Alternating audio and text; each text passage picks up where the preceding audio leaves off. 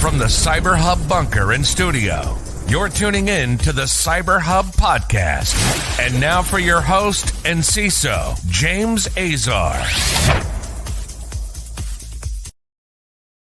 Good morning, security gang. Welcome to another episode of the CyberHub Podcast. You know what day was yesterday? It was Patch Tuesday. For those who don't know what Patch Tuesday is, it's the most dreaded day of the month for many IT, infrastructure, and cybersecurity people. It's the one day a month where every single vendor in the world thinks that releasing their security patches on this very one day is going to make us all much more secure. And with that being said, let's kick off this morning's episode. Good morning. Please subscribe. Make sure to follow us on Substack on your favorite podcast listening platform. Again, I am traveling, and studio goes under construction this week. So, it's we're going to have a lot of fun over the next few weeks as we figure out how this thing goes. And being that I'm traveling, again, couldn't find a double espresso. And the quote of the day yesterday, apparently for many people, was be better than Starbucks. So I'm going to be better than Starbucks. I don't have a drink, and I'm not in a weird part of the country. I'm in New York State, but nonetheless, I've been a bit slacking here because of scheduling with going and getting some Celsius like I did last week. So I apologize, but I will join you in a coffee cup cheers this morning. I hope whatever beverage that's powering you through the show and through this day is one that fulfills you and gives you energy and good spirits. Coffee cup cheers, y'all. Now let's go ahead and get the show going. Microsoft, for their end, had roughly 150 vulnerabilities released yesterday as part of their Patch Tuesday. That's the highest number of fixes for Microsoft since 2017. Two of the vulnerabilities they solve are exploited zero-day vulnerabilities that were used to deliver malware. One of them, CVE 2024-26234, Microsoft described as an important severity proxy driver spoofing vulnerability. Sophos reported the issue to Microsoft back in December of last year, became aware of the malicious attacks after receiving a report for an alleged false positive detection on an executable file signed with a valid Windows hardware compatibility program certificate. Further analysis revealed that it was in fact a malicious backdoor file apparently associated with an Android screen mirroring application named Lie-C. The app is described as a marketing software that can be used to connect hundreds of mobile phones and control them in batches and automate tasks like batch following, liking, and commenting to grow your audience. Oh, wow, Microsoft, there you go. It's unknown whether these developers were actually in on it or whether their app was being used for that as well. So there's a whole bunch of stuff around that. The other CVE 2024-299-88 does confirm CVE 2024-26234 is being exploited in the wild. I apologize here, my notes are a bit off. The second vulnerability, CVE 2024-299-88, that is, according to Trend Micro Zero Day Initiative, is a smart screen prompt security feature bypass that has been observed as being exploited in the wild. It can be used to bypass the mark of the web security feature, according to Peter Granis over at ZDI, who's been credited by Microsoft for reporting the vulnerability. These are the kind of water hydra attacks that we've seen exploiting CVE 2024-21412, very similar to this one, and deliver a piece of malware named DarkMe to financial market traders. So all in all, Microsoft shops have a very, very, very busy day. I'm sorry, skipped one here. If you're an Adobe shop, you want to make sure you get your Adobe Commerce and Magento open source all scheduled for patching immediately. It's part of the scheduled Patch Tuesday update. The companies put two externally reported Adobe Commerce vulnerabilities in the critical severity category, cautioning that successful exploitation could lead to arbitrary code execution. Adobe also flagged the security issues in the Adobe Experience Manager, documenting at least a dozen flaws there that lead to arbitrary code execution and security feature bypass. Adobe also rolled out patches for memory leaks in Adobe After Effects and Adobe Photoshop, as well as InDesign. Both Windows and Mac OS versions are all affected, and the denial of service and code execution issues in Adobe and Animate software. They're not aware of any in-the-wild exploitation of those, but mind you, give it some time, they'll be there typically within 24 hours. Industrial giant Siemens and Schneider Electric have both also published their OT Patch Tuesday advisories for April 2024, informing customers about vulnerabilities found in their ICS products in the past month. Siemens published 8 new advisories covering a total of roughly 80 different vulnerabilities. One advisory covers nearly 50 flaws found in the company's telecontrol server basic product, particularly in third-party components. So not necessarily a Siemens component, but potentially Siemens working on really shoring up their supply chain, working with different third parties that are part of their build, had some components in those devices, and they've worked together to really get those up. The company also announced patches for 3 critical arbitrary code execution vulnerabilities in the Scalance W1750D access point, which are rebranded Aruba devices. 2 advisories cover vulnerabilities introduced by the use of Palo Alto Network's virtual next-gen firewall.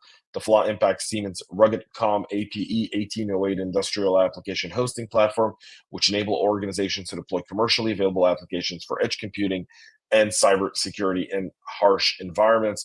One of these advisories focuses on an attack named Terrapin, which would allow an attacker to intercept SSH traffic on Palo Alto network products to downgrade connection security.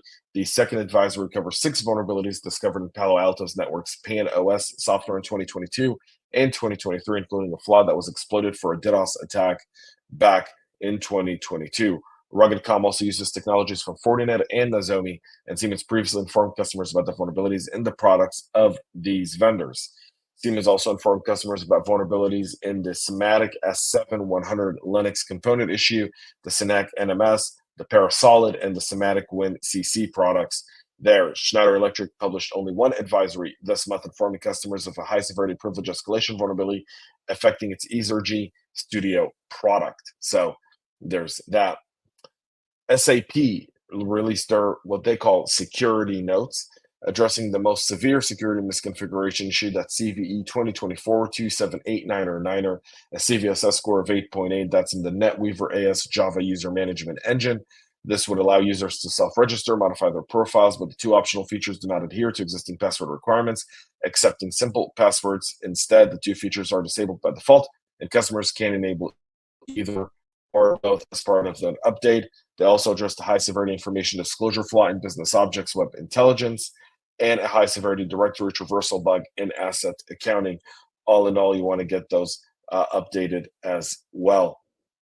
We move on to some ransomware news today, where ransomware doesn't take a break for Patch Tuesday. In fact, it may only increase given the amount of vulnerabilities that exist in the environment, the amount of logical time it will take for a company to patch it, and how quickly threat actors kind of come together in the decentralized fashion that they operate in order to develop exploits, gain persistence, and then launch these types of attacks.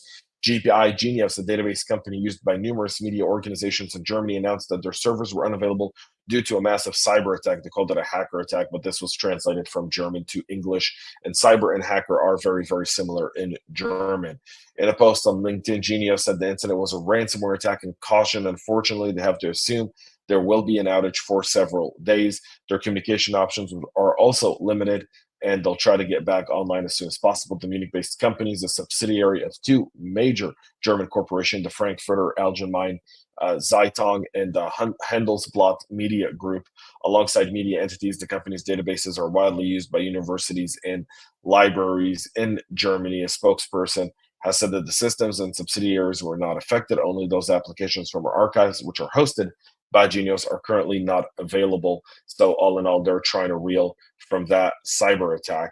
A nonprofit healthcare service provider group, Health Cooperative of South Central Wisconsin, is disclosing a ransomware gang breached its network in January, stole documents containing personal health information and medical information of over 500,000 patients.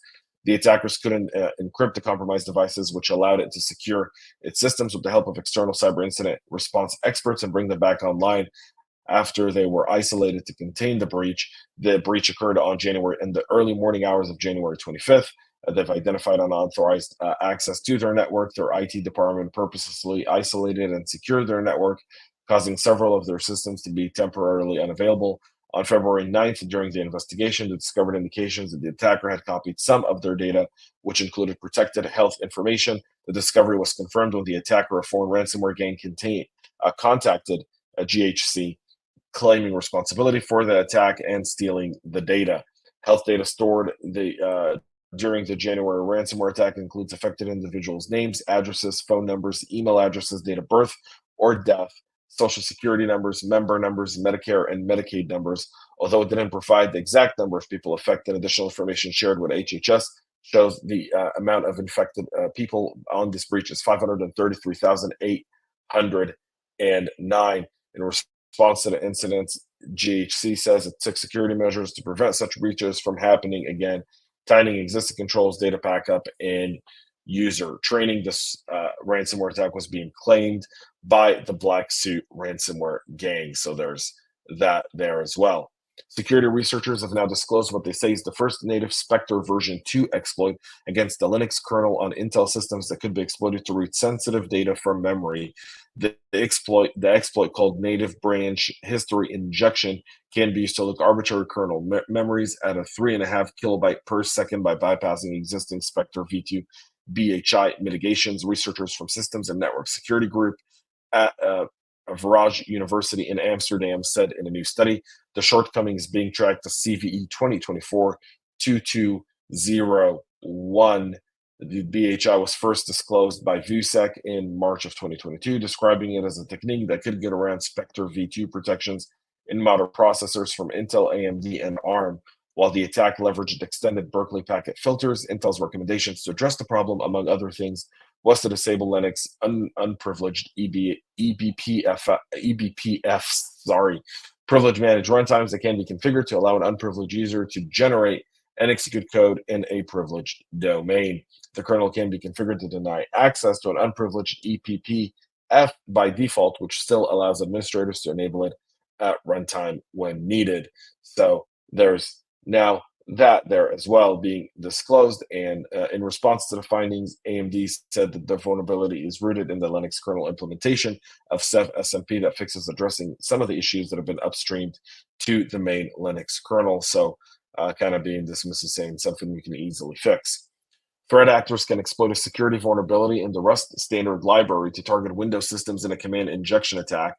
CVE 2024-24576 is due to an OS command and argument injection weakness that can let attackers execute unexpected and potentially malicious commands on the operating systems. GitHub rated this vulnerability as critical severity with a maximum CVSS base score of 10 out of 10. Unauthenticated attacker can exploit it remotely in low complexity attacks and without user interaction.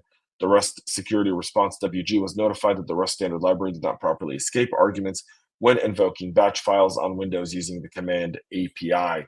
An attacker able to control the arguments passed to the spawn process can execute arbitrary shell commands by bypassing the escaping, and the severity of this vulnerability is critical if you're invoking batch files on Windows with untrusted arguments. No other platform or use is required. All Rust versions before 1.77.2 on Windows are affected if a program's code or one of its dependencies is invoked and execute files with untrusted arguments. Again, we moved to Rust, and there's a big move for Rust programming because it's a far more secure language. It doesn't mean that it's not going to have vulnerabilities. That's one, and there's a whole bunch of ways to address this specific vulnerability. So you want to make sure you get this checked out internally. And finally, the Medusa cybercrime gang has taken credit for another attack on another U.S.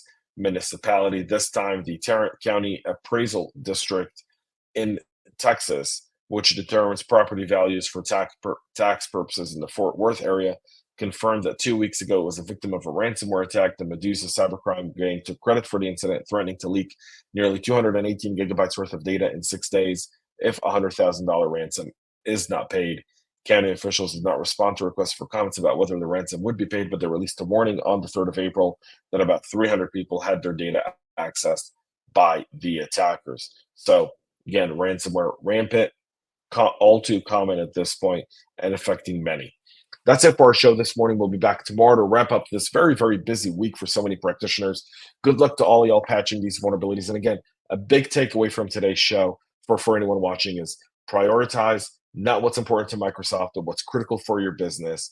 Sometimes those align, sometimes they don't. And a 4 vulnerability could be a 10 because of the way it's implemented, the data it processes, and everything it supports in your organization. So you're shifting through a lot of different vulnerabilities. You're shifting through a lot of different patches. Prioritize them based on the needs of your business. Get the right stakeholders involved and get this stuff patched ASAP. You got to remember that within 24 hours of this, threat actors are already building exploits, looking for persistence in order to be able to steal data, drop malware, or otherwise disrupt your business. So we've got to be quick there as well. That's it for our show. Thank you all for tuning in. Have a great rest of your day. Most importantly, stay safe. We love feedback, so make sure to connect with us on social media and subscribe to our podcast on your favorite podcast listening platform.